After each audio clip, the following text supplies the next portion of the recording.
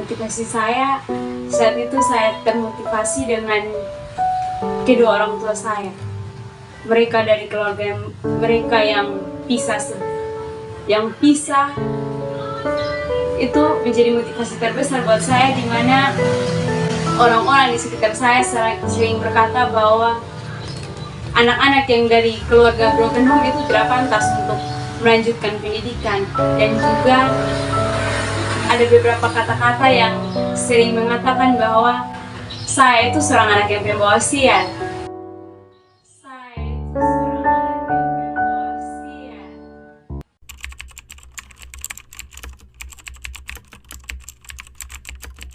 Ini adalah kisah seorang mahasiswa alumni Universitas Kristen Wira Wacana Sumba yang bernama Demaris Lembaowe, sarjana komputer, atau biasa dipanggil Demaris.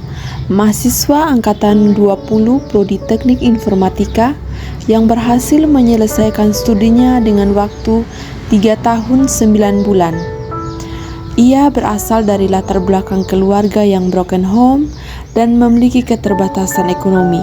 Sejak kecil, orang tuanya berpisah dan keluarganya tinggal terpisah. Tetapi itu bukan suatu persoalan bagi Demaris, tetapi ia menjadikan itu sebagai motivasi untuk meraih impiannya. Dan inilah kisah pertama dari dua bersaudara. Puji Tuhan, saya telah menyelesaikan studi sarjana saya dengan waktu lama studi 3 tahun 9 bulan. Adik saya saat ini bersekolah di SMA Negeri 1 Haore Angu dan sudah kelas 2 SMA.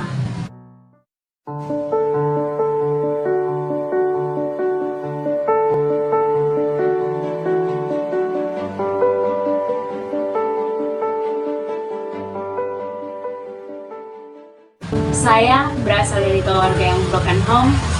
Saat itu saya juga pernah patah semangat untuk meraih cita-cita saya. Tetapi dengan keberadaan saya yang berasal dari keluarga yang broken home, saya tidak merasa bahwa itu adalah tantangan saya untuk menggapai cita-cita saya. Saya juga lulus SMA di tahun 2019. Saat itu saya setelah menyelesaikan pendidikan saya di sekolah menengah atas, saya bingung untuk melanjutkan studi saya karena keterbatasan ekonomi, dan saya juga tidak bisa memilih dari keluarga yang seperti apa saya dilahirkan.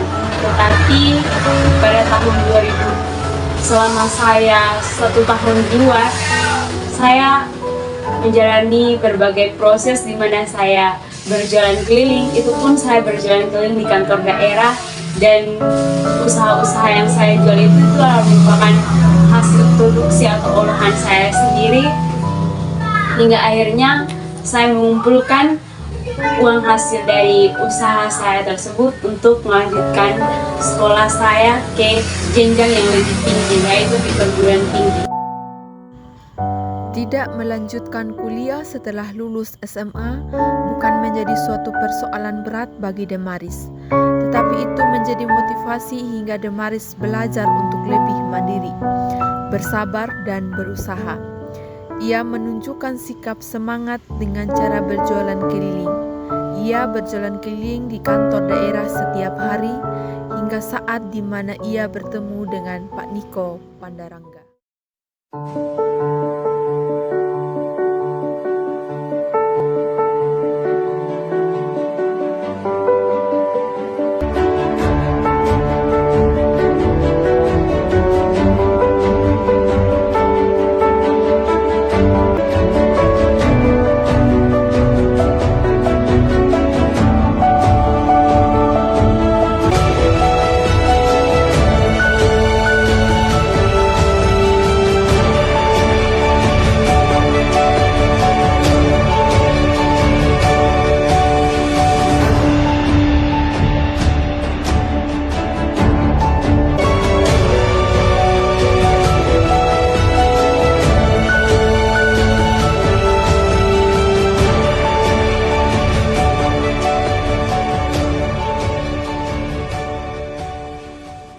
puji Tuhan, saya terbantu dengan beberapa beasiswa.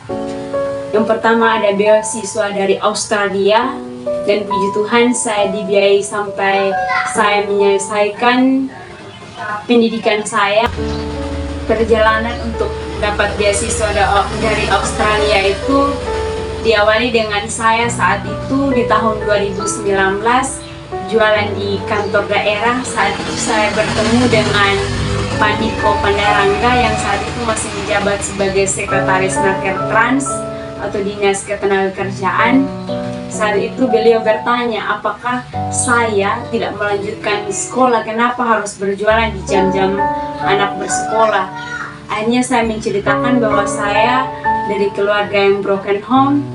Akhirnya beliau menawarkan untuk bagaimana, ada rencana apa ke depannya. Saya menceritakan bahwa saya ke depannya ingin berkuliah, tetapi saya mengatakan berkuliah dengan saat itu psikis saya atau kondisi ekonomi saya memang benar-benar masih sangat terbatas, dan juga saya tidak percaya bahwa saya bisa berkuliah karena saat itu adalah masa-masa yang sangat sulit buat saya menjadi kakak sulung dan juga harus menjadi sosok ibu untuk adik saya.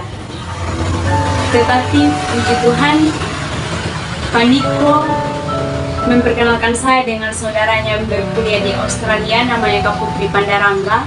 Kak Putri Pandarangga adalah kenalan dari Mrs. Hana.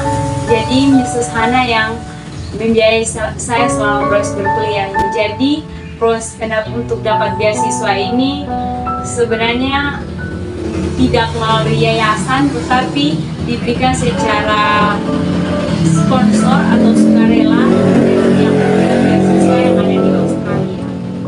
Hingga akhirnya pada tahun 2020 saya menjalani atau mendaftarkan diri di Universitas Kristen Wirawacana Sumba dan mengambil program studi teknik informatika sebagai jurusan yang akan saya ambil saat itu. Setelah Demaris berhasil masuk ke universitas impiannya, dari hasil kerja keras dan bantuan beasiswa, Demaris semakin yakin bahwa ia bisa menggapai cita-citanya untuk mendapatkan gelar sarjana.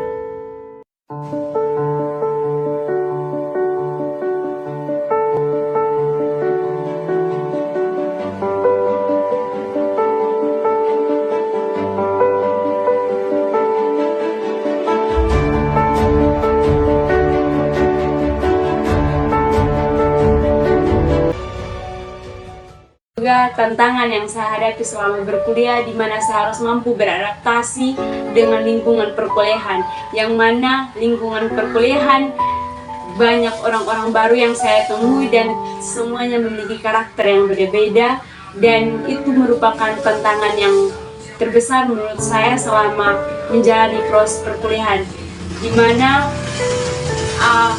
selama menjalani proses perkuliahan saya harus bertemu dengan teman-teman yang terkadang memiliki kesan selalu merendahkan dan juga terkesan dapat melalui omongan mereka maupun secara sadar atau tidak sadar, ternyata itu sangat mengganggu psikis dan mental saya sendiri selama berkuliah.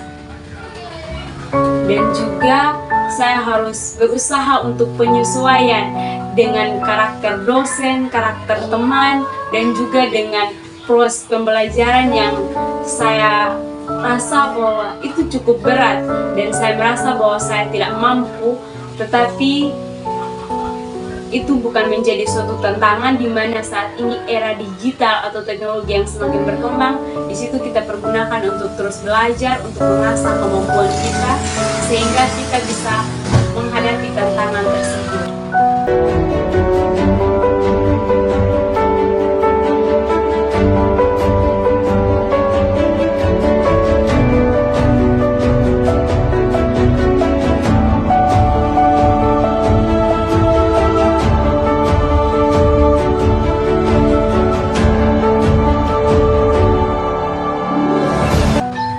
Pandangan orang-orang terkait anak-anak yang aktif di beberapa organisasi itu akan memperlambat proses pendidikan. Sebenarnya itu adalah sudut pandang yang dilihat dari sudut pandang yang berbeda untuk setiap orang, karena sesungguhnya untuk menyelesaikan pendidikan dengan tepat waktu itu bukan karena bagaimana dari ritme kita mengikuti organisasi, tetapi dari mana niat kita.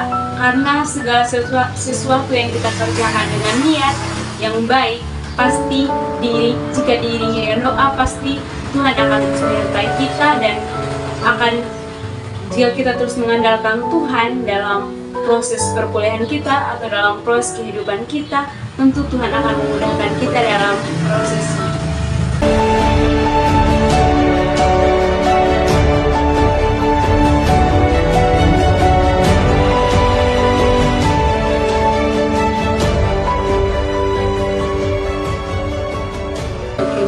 Selama perkuliahan juga, selain mendapatkan beasiswa, itu bukan menjadi alasan buat saya untuk terus berleha-leha, tapi saya juga terus berusaha bagaimana caranya saya harus terus bekerja dan juga sambil berkuliah, karena saya juga harus selain membiayai diri saya sendiri, biaya kuliah saya, ada juga biaya yang harus saya tanggung, yaitu adik saya. Jadi selama berkuliah saya sampai semester 4 masih jualan, dan juga untuk semester 5 karena disibukkan dengan tugas dan tanggung jawab lainnya, aktivitas saya untuk menjual itu sedikit berkurang, tetapi saya masih tetap melakukan itu karena itu adalah hal yang menopang saya dalam membiayai diri saya untuk berkuliah dan juga adik saya. Untuk jualan-jualan yang sering saya jual itu biasanya keripik ataupun makanan-makanan lokal yang diolah. Karena kenapa saya mengambil makanan-makanan lokal? Karena saat ini orang-orang hanya menginginkan makanan yang serba instan atau makanan yang siap saji.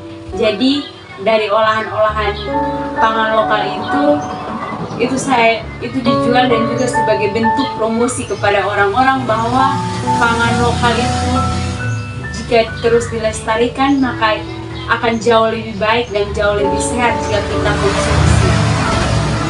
Selain itu juga saya menjual barang-barang yang juga adalah barang-barang elektronik lainnya. Untuk makanan lokal itu sendiri dijual secara offline, di mana saya terus masih berkeliling untuk jualan, dan juga kalau untuk barang-barang elektronik lainnya saya biasanya promosi di sosial media.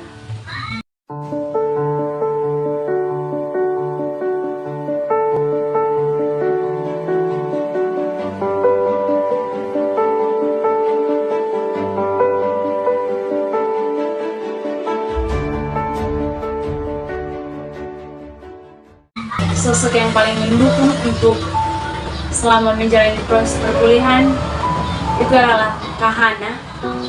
Kak Hana adalah orang yang dari Australia. Saya belum pernah bertemu secara langsung dengan beliau, tetapi beliau yang mempercayakan saya untuk saya pasti bisa untuk menggapai cita-cita saya. Beliau yang membiayai saya selama proses perkuliahan. Jadi beliau adalah sosok yang diibaratkan tidak memiliki ketandara, tetapi adalah orang yang dikirim Tuhan untuk membantu saya.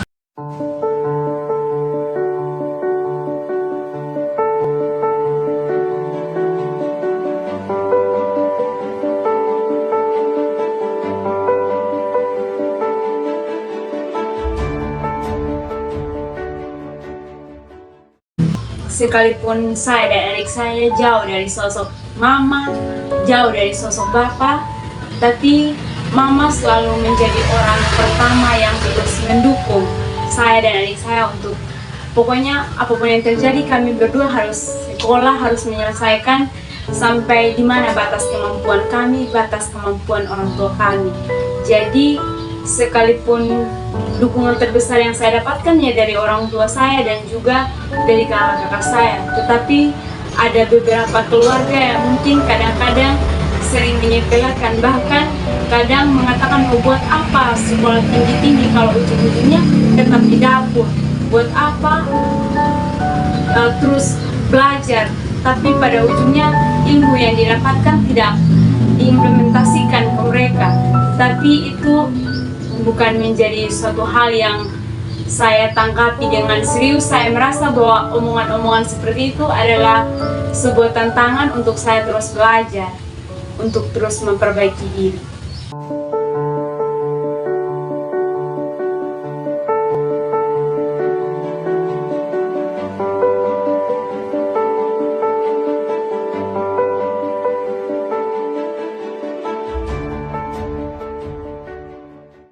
Semenjak kedua orang tua saya pisah, bapak saya tinggal di desa Prekarang, mama besar kami. Jadi kami itu tinggalnya terpisah itu mulai dari adik saya masih kelas 1 SD dan saya sendiri saat itu masih kelas 1 SMP. Jadi kami masih tinggal dengan orang lain. Pelajaran yang paling berharga yang saya petik dari perjalanan ini, sejauh apapun kita punya orang tua, keterbatasan ekonomi apapun kita, tetapi itu sebenarnya bukan menjadi suatu penghalang buat kita untuk meraih cita-cita kita, tetapi itu semua jadikan motivasi belajar.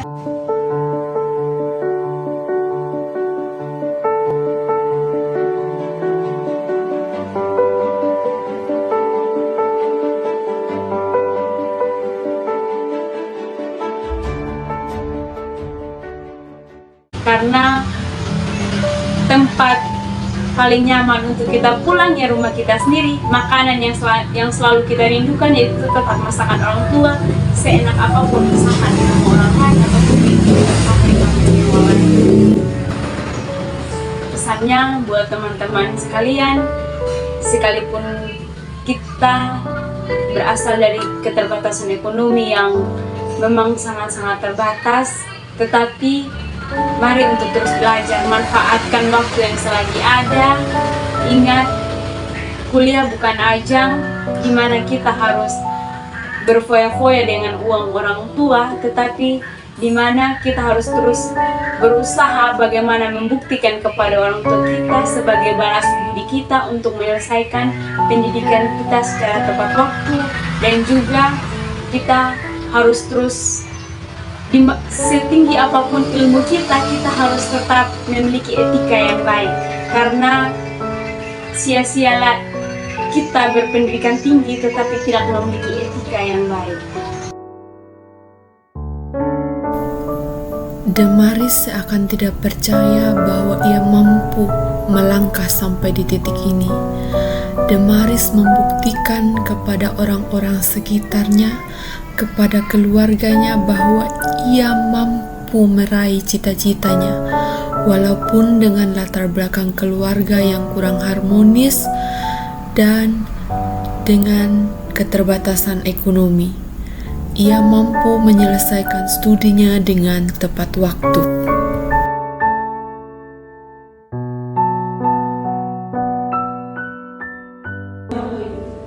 Tempat lahir Makamenggi, tanggal lahir 17 Desember tahun 2000, pembimbing 1 Ibu Rambayeti Kalawai STMTMM, juru tugas akhir game edukasi pencegahan stunting berbasis mobile menggunakan algoritma Fisheries Shuffle, studi kasus posyandu Pala KMI. Tanggal tugas akhir 21 Mei 2024, IPK dan masuk skripsi 3,77, lama studi 3 tahun 9 bulan, predikat